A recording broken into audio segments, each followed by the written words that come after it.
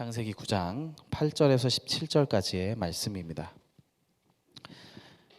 한 절씩 같이 교독하겠습니다. 하나님이 노아와 그와 함께한 아들들에게 말씀하여 이르시되 너희와 함께한 모든 생물 곧 너희와 함께한 새와 가축과 땅의 모든 생물에게 세우리니 방주에서 나온 모든 것 곧 땅의 모든 짐승에게니라.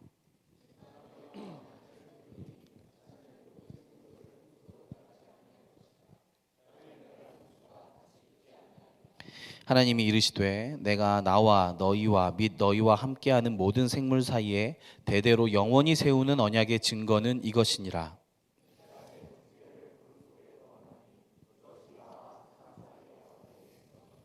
내가 구름으로 땅을 덮을 때에 무지개가 구름 속에 나타나면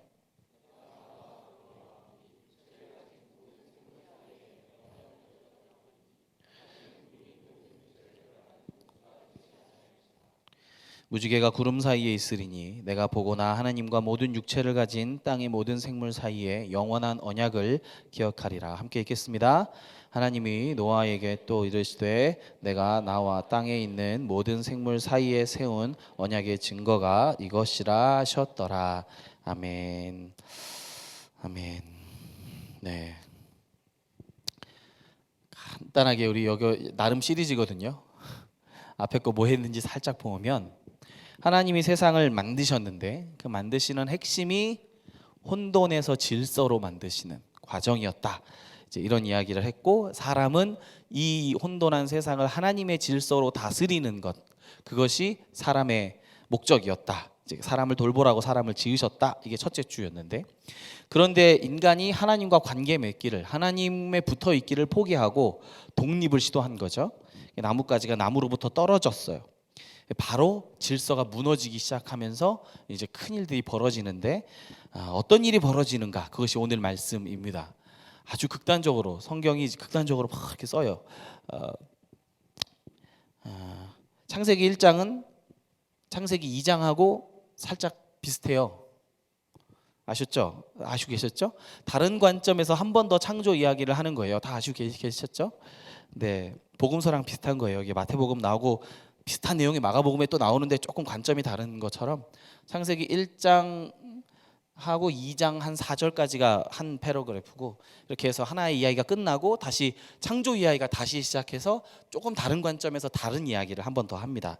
그리고는 3장에서는 선악과 이야기 나오게 되고, 4장에서 우리 지난주에 다룬 거죠. 4장에서는 가인과 아벨이 이제 하는 이야기들, 그래서 형이 동생을 질투해서 살인하게 되는, 가족끼리 살인이 벌어지는 일들, 그리고 이제 쫓겨나는 일들, 뭐 여러 가지 일들이 일어나고, 5장은 족보 이야기가 한번 쫙 나오고요. 6장부터 오늘 이제 6장부터 해서 9장까지 이렇게 볼 건데요. 6장에서 아주 충격적인 스토리로 쫙 전개가 됩니다. 성경의 전개가 진짜 빠르구나 느껴지는 게 진짜 빠릅니다. 하나님의 질서가 있었는데 선악과 하나, 과일을 먹는, 그러니까 요 간단한 행동, 이 하나님 싫어요라고 말했던 요 간단한 행동 하나가 가족 간의 살인 문제로 이어지고, 그리고 나서 이 죄가 점점 커지면서 어디까지 발전하게 되는지 이제 그 이야기가 있습니다. 6장 1절부터 4절까지 말씀인데요. 요거 제가 한번 쭉 읽어볼게요. 한번 눈으로 보시면 좋을 것 같아요. 사람이 땅 위에 번성하기 시작할 때 그들에게서 딸들이 나니 하나님의 아들들이 사람의 딸들의 아름다움을 보고 자기들이 좋아하는 모든 여자를 아내로 삼는지라. 여호와께서 이르시되 나의 영이 영원히 사람과 함께하지 아니하리니 이는 그들이 육신이 됨이라. 그러나 그들의 날은 120년이 되리라 하시니라. 당시에 땅에는 네피림이 있었고 그 후에도 하나님의 아들들이 사람의 딸들에게로 들어와 자식을 낳았으니 그들은 용사라 고대의 명성 있는 사람들이었더라. 세상에, 이렇게 이해하기 어려운 4절을 읽었는데 이거 어떻게 이해하면 좋을까요? 막 사람들이 번성했는데 어렵잖아요. 들어보세요. 하나님의 아들들이 사람의 딸들을 보고 너무 좋아서 이제 아내로 삼았는데, 하나님이 그걸 보시고 이제 악하다, 내 영이 사람과 함께하지 않겠다. 그래서 그들이 육신이 되었고 그들의 시간은 120년이 되었고 네피림이라는 인사들이 이렇게 태어나게 되었다. 이렇게 간단하게 요 상을, 요 그때 시대상을 정리한 거예요. 그러니까 노아의 홍수가 왜 일어나는지가 여기에 다 들어 있어야 되는 거예요. 그죠? 그리고는 노아를 부르시거든요. 당대의 완전한 자라고 부르시는데 이렇게 되어 있어요. 하나님의 아들은 뭐고 네피림은 뭐고 육신이 뭘까, 이게 여러 가지 학설들이 있는데 제가 이해하기로는 이제 우리 지난주에 하나님의 형상에 대해서, 하나님의 형상은 왕들의 별명, 사실 우리는 창조 세계를 돌보는 하나님, 그러니까 왕 되신 하나님의 대리자인 왕의 역할을 맡은 거거든요. 하나님의 형상의 왕들의 이렇게 별명이었다라고 한다면 하나님의 아들들은 그와 비슷한 왕과 같이 권력을 갖고 있는 사람들을 뜻하는 하나님의 사람들. 그러니까 그 사람들이 고대에 그렇게 스스로를 불렀어요. 이제 그렇게 뜻하고 볼 수 있으면 힘 있는 사람들이 자기가 좋아하는 모든 여자를 다 자기 아내로 삼았다. 이게 문제가 되는 거예요.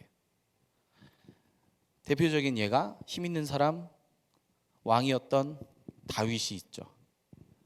여러분, 다윗은 다 좋은데, 다윗 정말 너무 좋아요. 찬양도 너무 좋고 고백 너무 좋고, 그죠?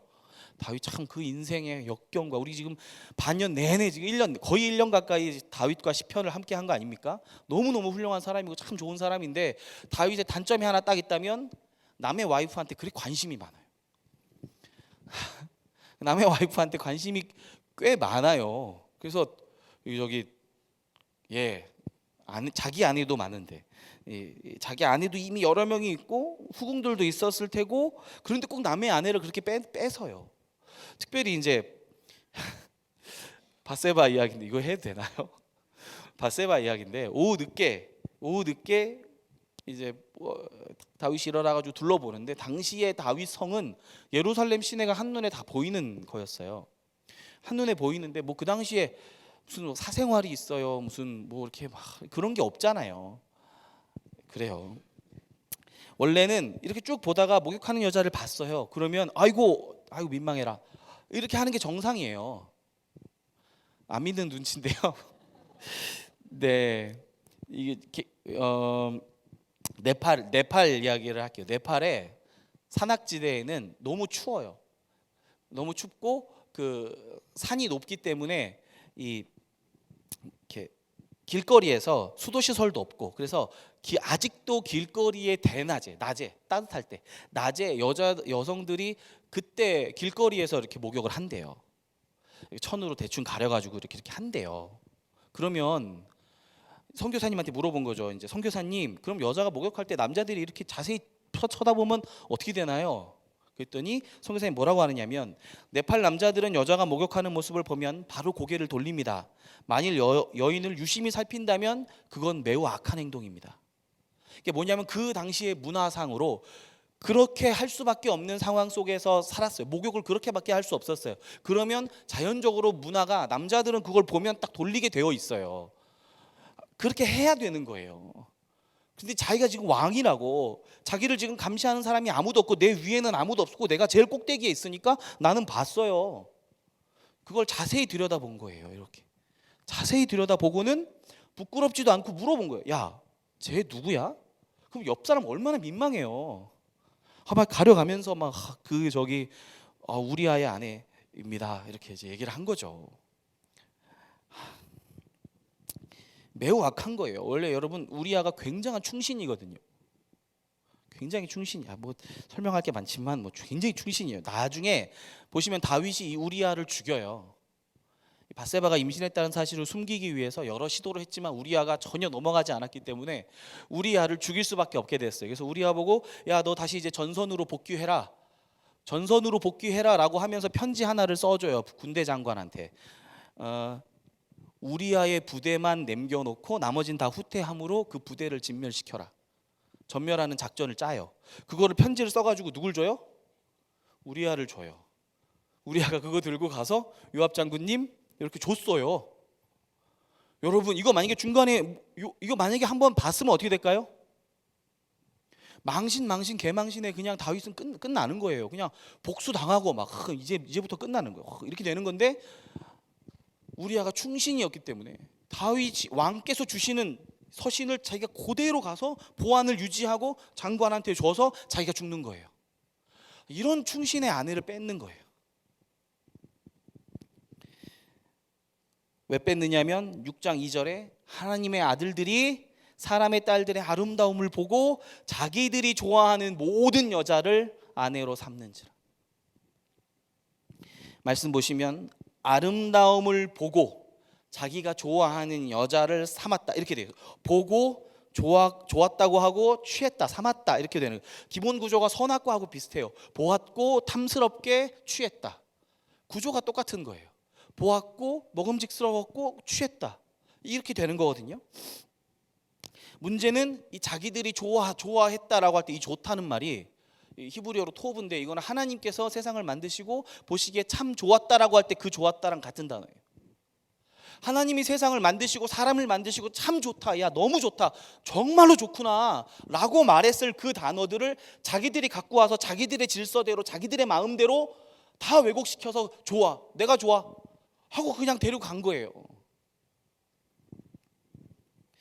하나님의 좋음이 사람의 좋음이 되어버리고 각각 질서 없는 무분별하게 폭력적이고 일방적인 자기 욕구 표현으로 좋다라는 말이 쓰이게 된 거예요. 그래서 주님이 뭐라고 하시냐면 그들이 육신이 되었다. 문맥상 그들이 짐승이 되었다 라는 말입니다. 그러니 노아의 시대는 짐승의 시대, 폭력의 시대, 그런 시대였어요. 예수님께서 노아 시대를 돌아보면서 이렇게 말씀하셨거든요. 같이 볼까요? 누가복음 17장 27절인데 같이 읽어보겠습니다. 시작. 노아가 방주에 들어가던 날까지 사람들이 먹고 마시고 장가들고 시집가더니 홍수가 나서 그들을 다 멸망시켰으며. 네, 방주, 그러니까 홍수가 일어나기 직전까지 사람들이 아무것도 몰랐어요 라는 말이기도 하지만 노아 시대에 사람들이 어떻게 살았는지를 간단하게 네 단어로 표현했는데 뭐라고 표현하냐면 먹고 마시고 장가들고 시집갔다고 표현했어요. 이게 그냥 이렇게, 그러니까 물론 일상생활을 하면서 그냥 뭐 갑자기 홍수를 당했다라는 말도 있지만 이 사람들의 생활 패턴을 보여주는 말이기도 하거든요. 이 죄악이 관영한 시대가 어떤 시대냐면 먹고 마시고 장가가고 시집가는 거예요. 이게 뭐냐면 뭐 악한 거 아니죠. 하나도 악한 거 아니에요. 그런데 먹는 문제, 먹고 사는 문제, 경제 문제에 얽매여 버렸어요. 그래서 힘 있고 돈 있는 사람들이 다 갖게 되었어요. 장가가고 시집가고 이거를 그냥 일반적인 결혼이라고 상상하지 말고 권세 있는 자들이 폭압적으로 억압적으로 폭력적으로 여자들을 취하는 그 문제로 이해하게 된다면 경제적인 문제, 성적인 문제, 여기에만 몰두하는 사회, 짐승의 사회, 폭력의 사회. 도대체 더 이상 말로 설명할 수 없는 거예요. 그 이상은. 그런 사회가 되어버렸던 거예요. 이 두 욕구 앞에, 이 경제적인 거, 성적인 거, 이 욕구 앞에 인간의 인간다움, 양심 이런 건 되게 촌스러운 얘기가 되는 거예요. 야, 너 시대가 어느 시대인데 너 양심같이 촌스러운 얘기하고 있어. 배려, 인간, 야 이렇게 되는 거예요. 그것이 노아의 시대였어요. 그래서 하나님은 그들을 짐승이라고 불렀어요. 우리의 시대는 어떤가요? 주님이 그들의 날이 120년이 되었다라는 말은 이제 방주 지금부터 짓기 시작하면 120년 걸리거든요. 심판의 날이 120년 남았다는 뜻이에요. 네피림이란 말은 여러 가지 말들이 많지만, 그러니까 원어상 보면 넘어진 사람들이라는 뜻도 있대요. 넘어졌다라는 뜻이 그 안에 들어 있으니까 넘어진 사람들, 그러면 타락하고 이미 넘어진 사람들, 하나님의 아들들이라고 스스로 부르면서 권세 있고 힘이 있지만 이미 넘어져서 타락시키고 세상을 망가뜨리는 사람들, 이란 뜻이 들어있을 수 있는 거죠. 자, 창세기 6장 5절에서 7절 말씀 같이 한번 보겠습니다. 요거 한번 같이 읽어보면 참 좋을 것 같아요. 시작. 여호와께서 사람의 죄악이 세상에 가득함과 그의 마음으로 생각하는 모든 계획이 항상 악할 뿐임을 보시고 땅 위에 사람 지으셨음을 한탄하사 마음에 근심하시고 이르시되 내가 창조한 사람을 내가 지면에서 쓸어버리되 사람으로부터 가축과 기는 것과 공중의 새까지 그러하리니 이는 내가 그것들을 지었음을 한탄함이니라 하시니라. 아멘. 아멘이 참 안 나와요. 이 하나님의 이 절망스러운 인간에 대한 선언 앞에, 야, 사람은 항상 그렇구나. 하나님이 딱 결정하신 거예요. 여기 보시면 사람의 생각과 모든 계획이 악하대. 항상 악하대요. 모든, 항상, 악하다. 이 세 단어가 영어로 봤더니 이렇게 되어 있더라고요. Only evil all the time. 오직 죄악, 언제나 모든 시간에 이것만 하는 거예요. 그래서 하나님께서 심판하겠다 이렇게 선언하셨거든요. 잠언에 이런 말씀이 있어요. 대저 그 사람이 어떠한지, 그러니까 사람의 생각이 어떠하면 그 위인도 그러한즉. 무슨 말이냐면 성경에서는 그 사람 어떤 사람이야? 아, 그 사람 차를 뭐를 타고 다녀? 그 사람 어떤 사람이야? 그 사람 직장이 뭐야? 직업이 뭐야? 이런 얘기 안 물어봐요. 성경에서 그 사람은 어떤 사람이야? 라고 물어보면 아, 그 사람은 주로 무슨 생각을 하고 살아? 이걸로 결정되거든요. 여러분이 지금 무슨 생각을 하고 사는지가 여러분을 말해주는 거예요. 대저 그 사람의 생각이 어떠한즉 그 위인도 그러하다 라고 말씀하셨으니까 사람의 생각이 사람을 결정하거든요. 근데 사람이 생각하는 것이 어려서부터 생각과 계획이 항상 악할 뿐인 거예요. 이게 사람에 대한 하나님의 평가예요. 너무 잔인하지 않아요? 예. 어떡하지? 내 분위기 원하는 분위기는 아니었지만 이래서 데크 뭐 가는 거지 뭐 어떻게 하겠어요. 여러분 사람들이 개성이 많고요. 옆 사람 이렇게 보시면 우리 다 달라요. 그런데 사람이 아주 강력한 공통점이 하나 있는데 사람은 어려서부터 항상 악하다는 점이 우리를 묶어주는 가장 강력한 공통점이에요. 여러분 공통점이 하나 있으면 친구가 돼요. 그죠? 사심없이 내가 무언가를 좋아하는데 나랑 똑같이 좋아하는 친구, 말이 통하는 친구가 있으면 100% 친구가 돼요. 너무너무 신기해요. 100% 친구가 돼요. 내가 좋아하는 책을 좋아하는 사람이 있으면 그 사람 무조건 나랑 친구 되는 거예요. 내가 좋아하는 드라마에 난 딱 그 장면을 좋아해. 근데 나만 좋아해. 아무도 안 좋아하는데 나만 좋아하는데 어떤 친구가 자기도 그 장면이 너무너무 좋다고 얘기를 하는 소리 듣는 순간 우리가 굉장히 친구가 돼요. 근데 사람들이 친구 되기 더 쉬운 방법이 뭔지 아세요? 몰라요? 좋은 거 내가 사심없이 좋아하는 거를 함께 나누는 친구가 되면 참 좋겠지만 대부분은 뒷담화로 친구가 되는 거예요. 남 욕하면서. 똑같은 걸 발견했거든요. 저 사람 되게 나쁘지. 야, 이러도 되냐? 이러고 쫙 이런다. 내 이걸 받아주면 받아줄수록 좋은 친구 아닙니까? 인간을 묶어주는 가장 강력한 공통적인 힘이 공통 분모가 이 죄악인 거예요. 근데 이 비극적인 사실을 받아들이잖아요. 생각보다 굉장히 유익합니다. 인간은 어려서부터 항상 그 생각이 악함이라 only evil all the time 그것이 나의 정체성이다라고 받아들이면 생각보다 유익해요. 제가 안 믿는데 제가 이제 수련 몇 번 이야기했지만 제가 수련모 과정에서 정신과 의사를 꼭 만났어야 됐어요. 만나는 게 있었는데 상담을 하는데 내가 너무너무 긴장했던 거예요. 저는 그런데 가본 적이 없고 정신과 의사 상담 이런 거 가본 적이 없었거든요. 너무너무 무서웠는데 긴장을 많이 해가지고 내가 여기서 만약에 정신감정을 했는데 내가 그때 좀 우울했거든요. 근데 우울하다고 나온다든지 뭐 조울증이 있다든지 뭐 이런 식으로 나오면 어떡하겠어요. 아 어떡하나 막 두렵고 떨리는 마음으로 정신과 의사를 딱 만나서 솔직하게 얘기해야 됩니다 뭐 이렇게 얘기를 하니까 내가 또 마음에 너무너무 두근거려가지고 솔직하게 얘기해야지. 이유대 씨 마약하세요? 너무 솔직하게 아무 생각 없이 진짜 솔직하게 아직은 안 합니다. 이렇게 술이나 뭐 담배나 중독이 있어요. 아직은 안 합니다. 이렇게 얘기를 한 거예요. 근데 그 사람이 뭐 안 하면 안 하는 거지 왜 아직은 안 한다고 이렇게 얘기하면서 웃길래 그때 정신이 차려졌어요. 너무 긴장했었거든요. 근데 조금만 더 깊게 생각해 보자고요. 맞는 거 아니에요? 여러분 언론을 떠들썩하게 했던 어떤 교회의 목사님이 성범죄를 저질렀다. 나는 아직 못한 거죠. 아직 그럴 기회가 없었을 뿐이에요. 맞아요? 그 사람이랑 나랑 똑같이 only evil all the time만 생각하는 사람이에요. 모든 시간에 나는 오직 어려서부터 생각이 악할 뿐인 거예요. 똑같은 거예요. 어떤 목사님이 큰 교회의 돈을 그냥 자기가 이렇게 자기 마음대로 썼다. 나는 아직 그럴 기회가 없었던 거죠. 아직은 뭐 썼다 하면 영수증 내야 되고 막 지금 난리 나니까 아직은 없는 거예요. 다행히.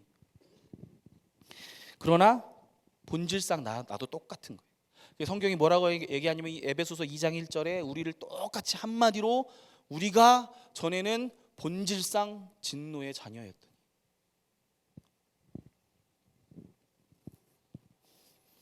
잘 아시는 대로 노아의 홍수가 일어납니다.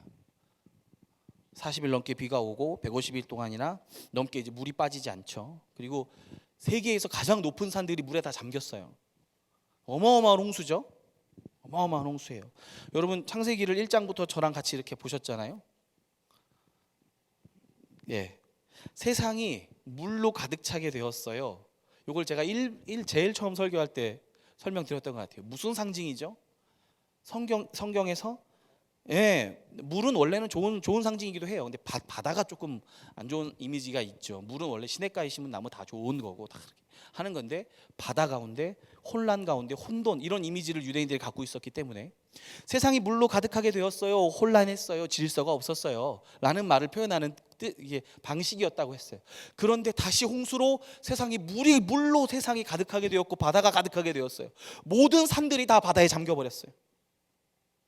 그 상황은 어떤 상황이에요? 혼란한 상황인 거예요. 혼돈의 상황이었어요. 이 말은 다시 말하면 창세기 1장에서 하나님께서 이 혼란한 세상을 하나님의 질서로 하나님의 방법으로 하나님의 이렇게 질서대로 딱 만들어 놓아서 너무너무 보기 좋았다라고 했었는데 이걸 다시 원상태로 다시 되돌려서 다시 혼돈과 다시 어둠과 흑암이 깊음 위에 있고 하나님의 영이 수면 위에 운행하는 다시 처음의 상황으로 만들어 버린 거예요. 무엇이 그렇게 만들었죠? 인간이 하나님의 질서를 마땅히 드러냈어야 하는 왕의 역할을 부여받았음에도 불구하고 하나님의 조음을 자기의 조음으로 마음대로 바꿔버려서 질서를 어지럽히기 시작하고 하나님과 관계를 끊어버리기 시작하면서 이 일이 일어난 거예요. 여러분 창세기가 1장에서 시작했는데 다시 6장 만에 다시 원상태가 된 거예요. 하나님이 보시기 좋았다는 세상을 자기가 보기에 좋을 대로 질서 없이 막 욕망을 분출하고 힘있다고 폭력을 행사하고 막 유린하고 착취하고 혼란 가운데 빠뜨려 버린 거예요. 그것이 인간의 죄 때문에 그런 겁니다. 그래서 노아의 홍수가 끝나고 노아가 제단을 쌓고 제사를 드리면서 하나님께서 약속하시는 무지개 언약이 있는 창세기 9장, 우리가 읽은 창세기 9장은 반드시 창세기 1장과 함께 읽어야 됩니다. 왜냐하면 1장에서 혼돈에서 질서로 만드는 이야기가 1장에 나오듯이 9장도 이 혼돈인 세상을 정리하고 물이 다 빠지고 하나님께서 다시 질서를 세워가는 언약을 맺는 장면이기 때문에 9장과 1장은 이렇게 같이 보면 되는 거예요. 어렵죠? 쉽죠. 할렐루야. 고맙습니다. 어떡하지? 나 시작을 잘못한 것 같아요. 예. 어떻게 그냥 가야지 뭐. 자, 그냥 갑시다. 어떻게? 자, 9장 1절에서 1절 말씀하고 7절 말씀 이렇게 있는데 한번 보실까요? 9장 1절하고 7절에 하나님이 노아와 그 아들들에게 복을 주시며 그들에게 이르시되 뭐라고 하세요? 생육하고 번성하여 땅에 충만하라. 7절은 뭐라고 되어 있어요? 똑같은 말씀인데 너희는 생육하고 번성하여 땅에 가득하고 그 중에 번성하라. 이렇게 말씀합니다. 이거 어디서 많이 보던 이야기죠? 창세기 1장 28절 말씀이 뭐라고 되어 있어요? 하나님이 그들에게 복을 주시며 하나님이 그들에게 이르시되 생육하고 번성하여 땅에 충만하라. 이렇게 말씀하시잖아요. 똑같은 말씀을 한 번 더 주신 거예요. 그리고는 9장 6절에는 뭐라고 하시냐면 쭉 보시면 맨 끝에 이는 하나님이 자기 형상대로 사람을 지었다. 하나님이 자기 형상대로 사람을 지었다라고 한 번 더 확인합니다. 이건 창세기 1장의 다시 반복이에요. 1장 27절에 하나님이 자기 형상 곧 하나님의 형상대로 사람을 창조하시되, 이 말씀 그대로 사람은 하나님의 형상이니까 피 흘리지 말아라. 사람은 하나님의 형상이다. 똑같은 이야기를 한 번 더 반복한 겁니다.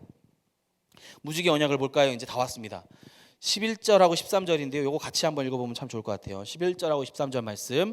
11절 시작. 내가 너희와 언약을 세우리니 다시는 모든 생물을 홍수로 멸하지 아니할 것이라. 땅을 멸할 홍수가 다시 있지 아니하리라. 13절 말씀 시작. 내가 내 무지개를 구름 속에 두었나니 이것이 나와 세상 사이의 언약의 증거니라. 아멘. 오늘 여기부터 이제 시작입니다. 자, 다시는 내가 홍수로 세상을 심판하지 않겠다 하시면서 증표로 주신 것이 무지개였어요. 여러분 어떻게 하면 다시 홍수로 심판하지 않을 수 있을까요? 하나님이 여러분 어떻게 하면 내가 다시는 홍수로 이 세상을 심판하지 않을게 라는 약속 하나님이 어떻게 하면 지킬 수 있을까요?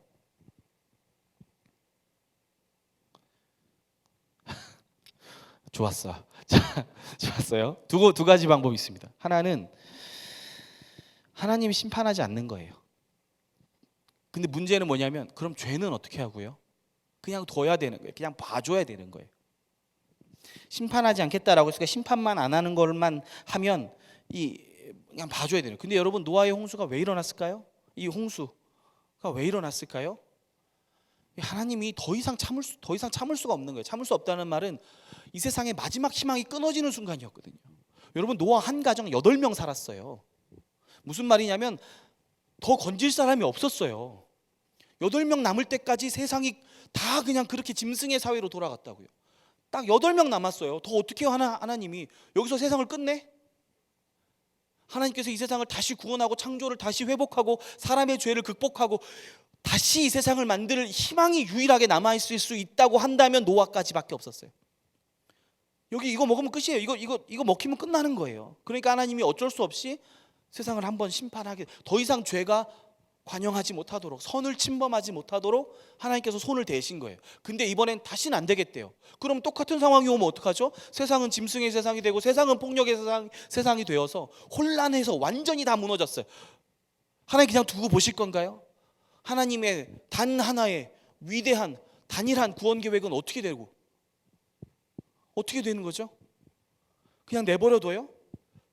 노아 마저 없어지면 어떡할 거냐고요. 두 번째 홍수가 일어날 때 노아 마저 없어지면 어떡해요? 그래서 하나님이 선택한 방법은 이거밖에 없어요. 하나님은 내가 심판만 안 할게, 물로 심판 안 할게, 이런 뜻이 아니에요. 하나님이 내가 다시는 심판하지 않으리라, 다시는 물로 이 세상을 혼란으로 가득 채우지 않으리라 라는 말씀은 조금 더 적극적으로 이해하면 하나님께서 다시는 인간의 죄가 세상을 어지럽히지 못하도록 그냥 두지 않겠다.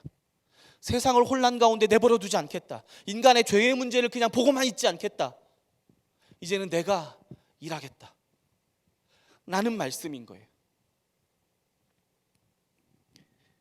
그 증거가 무지개인 겁니다. 홍수가 다시 있지 않으려면 하나님께서 인간의 죄의 문제를 해결하셔야 돼요. 하나님께서 인간의 이 죄의 문제를 극복하고 이 세상의 질서를 바로잡아가는 사람들을 세워가셔야 되는 거예요. 그것이 단 하나의 단일한 위대한 하나님의 구원 계획이죠. 여기에 대해서는 12장에 나눌 때 한 번 더 이야기해 보도록 하죠. 다시 말해서 내가 이제 일하겠다, 내가 너희를 혼란 가운데 두지 않고 내가 일하겠다라는 말은 이제부터는 너희에게 평안과 안식을 주리라, 시작하겠다, 그것을 위해서 일하겠다, 혼란 가운데 내버려 두지 않겠다, 질서를 내가 만들어 가겠다, 이런 뜻이 되는 건데, 이 뜻이 뭐가 중요하냐면 우리 1장하고 9장하고 같이 읽고 있잖아요. 같은 점이 있고 차이점이 있어요. 이번엔 차이점 볼 거예요. 다 같은 점이었는데 차이점이 하나 있어요. 큰 차이점 하나가 있는데, 여러분 창세기 1장에서 하나님께서 세상을 만드시고 뭐 하셨죠? 7일째 되는 날에 뭐 하셨죠? 하나님이 안식하셨어요. 2장 2절에 이렇게 나옵니다. 하나님이 그가 하시던 일을 일곱째 날에 마치시니 그가 하시던 모든 일을 그치고 일곱째 날에 안식하시니라. 일곱째 날에 창조를 다 마치시고 하나님께서 안식하셨어요. 그런데 창세기 9장에서는 모든 혼란을 물리치고 이제 세상에 새로운 질서를 만드신 노아 홍수가 끝나고 나서 하나님께서는 내가 일하겠다라고 얘기를 한 거예요. 1장의 창조는 내가 안식하겠다라는 선언으로 끝났지만 무지개 언약에서는 내가 일하겠다라는 선언으로 끝났어요. 그러면 이제는 누구의 안식이 시작해요? 사람의 안식이 시작하는, 내가 너희로 쉬게 하겠다. 죄악 가운데 혼돈 가운데 고통받던 너희를 쉬게 하겠다. 다시 말하면 이걸 우리가 익숙한 영어로 너희를 구원하겠다 라는 말씀인 거죠. 하나님께서 일하신다는 것, 우리 안에 혼돈을 바로잡으신다는 것, 이것이 복음입니다.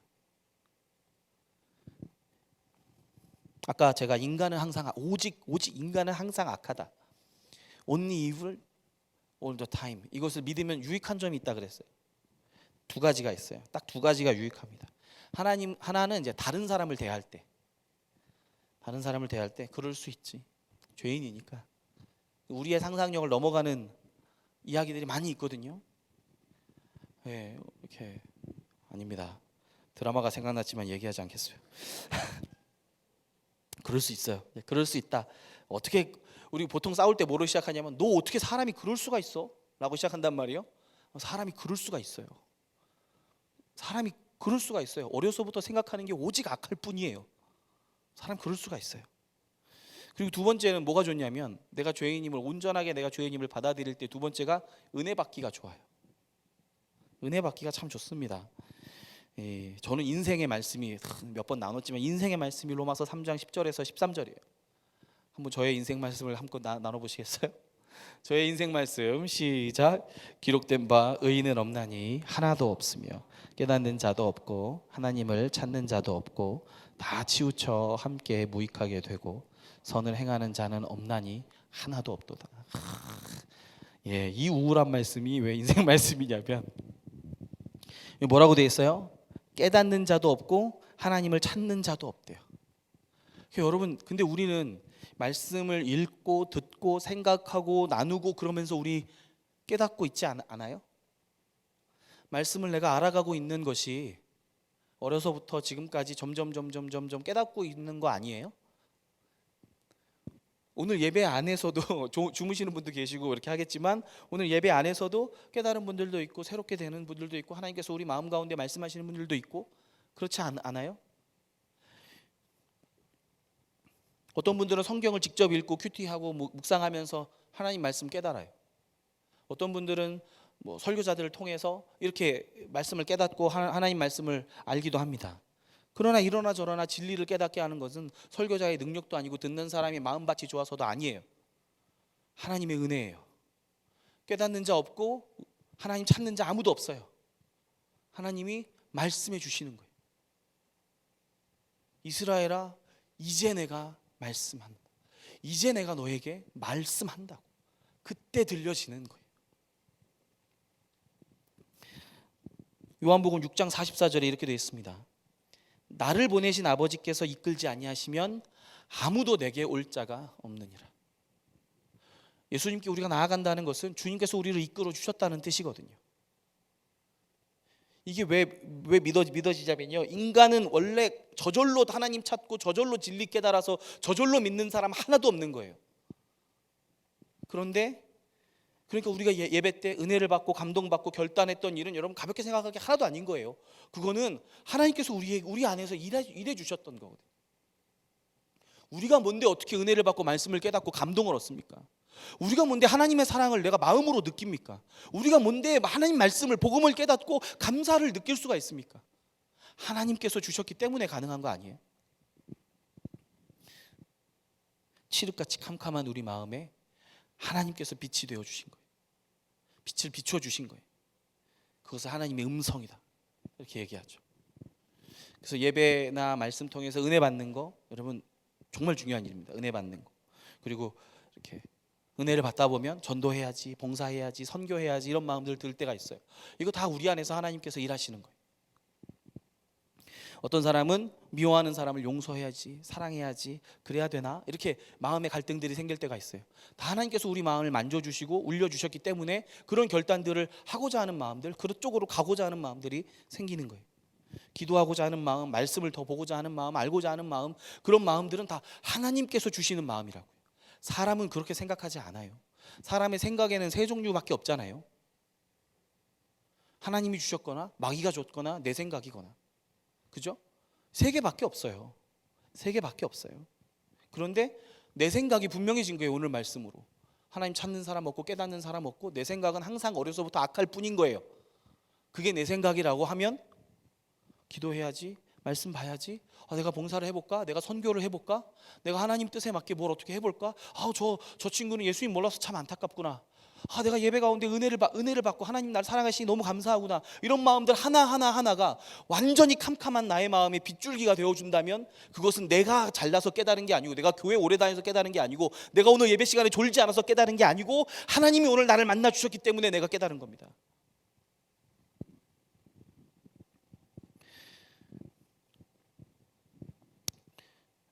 우리가 은혜 받고 하나님의 뜻이라고 확신해서 결단해서 행동하고 순종합니다. 유익한 점이 있어요. 순종하는 게 다음번에 조금 더 쉬워져요. 이게 무슨 말이냐면 교회를 처음 나가는 게 어렵지, 한 번 나가고 두 번째 나가고 세 번째 네 번째 나가다 보면, 여러분 쭉 보다 보면 한 10년 5년 이렇게 나가다 보면 교회를 안 나가면 되게 이상하고 찝찝하고 막 안 나가는 게 힘들어요. 나만 그래요? 다 그렇죠? 우리 다 그렇죠? 예, 그런 거예요. 그런 거. 그런데 여러분 반대로요, 이게 순종이란 게 행동으로 옮기면 옮길수록 그렇게 좋은 시너지가 있긴 한데, 반대로 기도 안 하고 성경 안 보는 거 한 번 두 번씩 버릇들이고, 예배 안 나가는 거 한 번 두 번, 한 번이 어렵지 한 번 두 번 버릇들이면 안 하는 것도 되게 쉬워져요. 근데 그럴 때 무슨 일이 벌어지냐면, 내가 은혜는 받았지만 행동하지 않았어. 이런 일이 몇 번 반복이 되면 나는 은혜를 받지만 행동하지 않는, 하나님의 말씀은 들었지만 하나님의 뜻은 내가 알겠지만 행동하지 않는, 순종하지 않는 습관이 생겨버려요. 이 습관이 무서운 게 뭐냐면, 점점 내가 말씀을 듣고 결단했던 것을 실행으로 옮기는 게 어려워져요. 그러면서 나중에는 느끼는 것도 어려워져요. 은혜가 없는 건조한 삶을 살게 되는 거예요. 그래서 우리가 은혜를 받고 하나님께서 우리 마음 가운데 말씀하시고 이런 것들을 경험하는 대가가 뭐냐면, 자전거를 타는 거랑 비슷해요. 앞으로 나아가든지 넘어지든지, 올라가든지 내려가든지지, 나는 여기 그대로, 나는 스테이, 난 멈춰 있고 싶어, 안 돼요. 그런 옵션이 없어요. 하나님 말씀을 듣고 은혜를 받았으면 순종하여 앞으로 나아가든지, 순종하기를 거절함으로 은혜는 받았지만 행동하지 않는 습관 쪽으로 한 발을 더 옮기든지, 이 양쪽밖에 없어요. 그러니 은혜를 받고 순종하고 앞으로 나아간다는 것, 이것이 어떻게 가능하냐면 우리를 위해 일하시겠다고 약속하신 주님 때문에 그래요. 그래서 주님은 우리 안에 한 사람 한 사람 우리 마음을 만져주시며 일하기 시작하시는 거예요. 그 주님의 일하심이 우리를 여기까지 이끌어왔고 앞으로도 이끌어 가실 거예요. 다시는 내가 너를 완전한 혼란 가운데 내버려 두지 않으리라고 약속하신 약속이 무지개 약속이란 말이에요.